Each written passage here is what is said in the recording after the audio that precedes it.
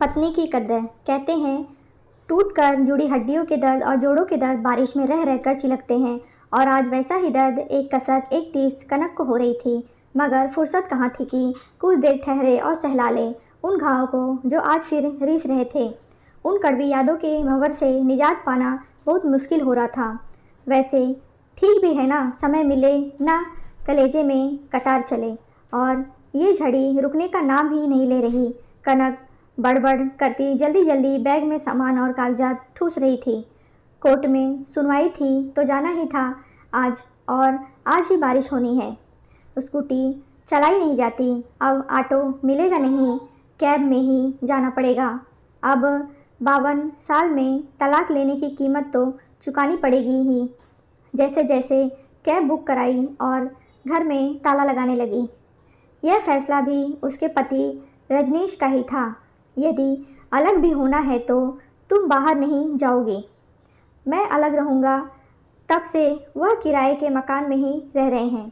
छाता लेकर वह मेन गेट पर कैब का इंतज़ार कर रही थी कि तभी रजनीश भी कार लेकर चले आए।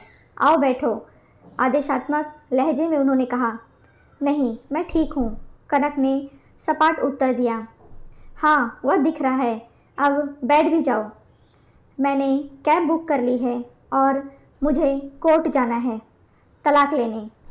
क्यों, कोई नियम है क्या कि जिससे तलाक लेना है उसके साथ कोर्ट नहीं जा सकते? जज कहेगा जो औरत कोर्ट तक अकेले बिना पति के नहीं जा सकती वह तलाक कैसे लेगी? रजनीश का चेहरा उतर गया। उसने कनक के इस तेवर की आदत नहीं थी। कनक बार बार मोबाइल की तरफ देख रही थी। उसने ड्राइवर को फ़ोन लगाया। ड्राइवर बोला बारिश तेज़ है, इसीलिए आने में थोड़ा ज़्यादा टाइम लग रहा है। उसने कैब कैंसिल कर दी। टाइम से पहुंचना ज़रूरी था। रजनीश अभी वहीं खड़े थे। वह जाकर कार में बैठ गई। परिचित कार की सीटें उसे अपनी सी लगी। आज इनसे भी बिछोह हो जाएगा। आंखें आंसुओं से डबडबा रही थीं। बरसों का साथ आज ख़त्म होने वाला था। दोनों कोर्ट जा पहुंच चुके थे, अपने नाम का इंतज़ार कर रहे थे। तुम्हारी आदत वही है, अब भी सामान ठूस कर रखने की। कनक इस विवाद में न पहले कभी पड़ी थी न अब पढ़ना चाहती थी। यही व्यंग्यात्मक लहजा ही सुनने को मिलता।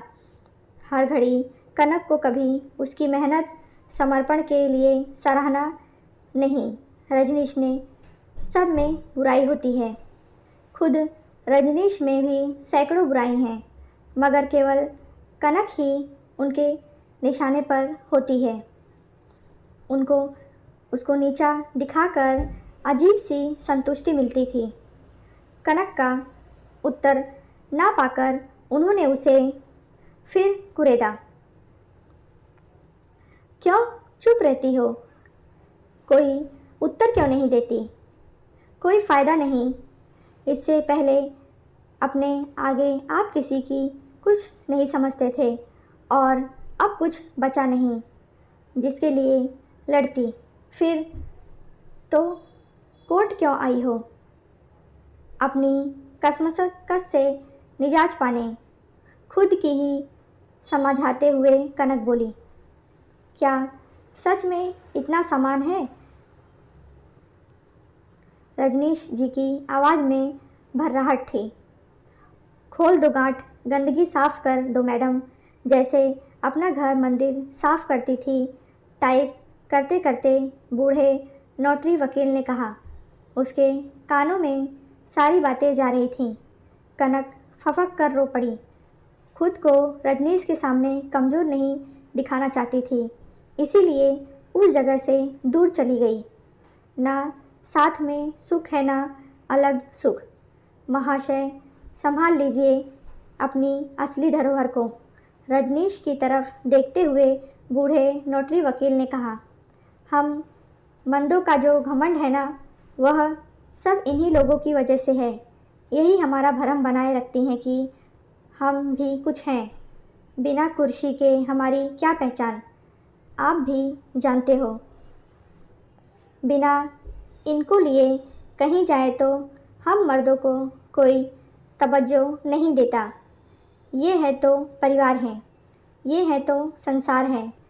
हमारे जितने भी भरम हैं इनके होने से हैं। राम जाने आप इतने समय में आपके कलपुर्जे कैसे ढीले नहीं हुए। मैं तो अपनी पत्नी की बहुत कद्र करता हूँ। एक दिन मैं अपनी असलियत समझ जाता हूँ। देखने में ऐसा लगता है कि पति के होने से ही इनका जीवन है। इस कोर्ट में मैंने खुद हजारों सख्त औरतों को सफलता से अपने जीवन को चलाते देखा है और अहम के मारे पुरुषों को थोड़े से संघर्ष, दर्द में, शराब में डूबे हुए तो कभी नाली में पड़े हुए देखा है। सच रजनीश को भी इस चंद महीने में ही इस बात का एहसास हो गया था कि गृहस्थी के इस पवित्र हवन में उसके केवल आर्थिक मदद की है। इस हवन की अग्नि कुंड में कनक खुद तिल तिल जली है।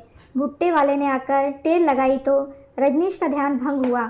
उसे याद आया कनक को बारिश में भुट्टा खाने का कितना शौक था।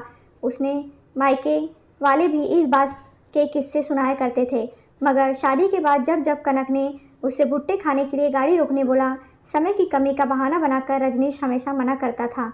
भट्टे वाले से एक भुट्टा लेकर उसने नोटरी वकील को दिया और खुद 2 सिक्के हुए भुट्टे लेकर कनक के पास चला गया।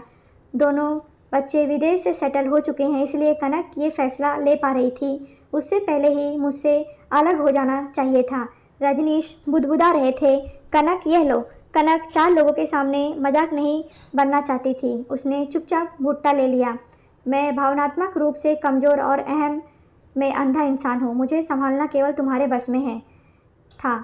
मैं अपनी पत्नी की कद्र नहीं कर सका। अब तक जो भी तुमने सहा उसके लिए सॉरी, और मेरे और इस परिवार के लिए जो भी किया उसके लिए थैंक यू। हमेशा खुश रहना कनक। कोर्ट रूम के बाहर कनक वर्सेस रजनीश का नाम लिया जा रहा था। हताश रजनीश रूम के अंदर प्रवेश कर रहे थे। कनक ने उनका हाथ जोर से पकड़ा और खींचकर उन्हें बाहर ले आई। अंदर कुछ देर इंतजार के बाद जज साहब ने दूसरे वादी प्रतिवादी का नाम पुकारना शुरू कर दिया। रजनीश कनक पानी की बौछार में भीग रहे थे और उन दोनों की आंखें आंसुओं में। मैं इस शादी को एक और मौका देना चाहती हूँ। रजनीश कनक को जोर से गले लगाते हैं। अब तक मजबूत औरत बनने का अभिनय करते करते कनक थक चुकी थी। उसकी सारी शक्ति, सारा मान तो रजनीश ही हैं। उनसे दूर तो वह एक लाश के समान जी रही थी।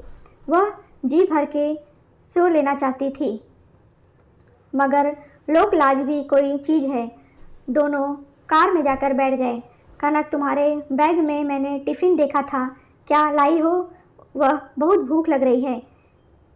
मेवी की पूड़ी है, आपको पसंद है ना? हमेशा की तरह रजनीश कार चला रहे थे और कनक उन्हें खिलाती जा रही थी। दोनों घर लौट रहे थे, मगर उस घर जो दोनों का है, किसी एक का नहीं। इस कहानी के बारे में आपकी क्या राय है? कहानी आपको कैसी लगी? कमेंट बॉक्स में बताएं। लाइक करें, शेयर करें।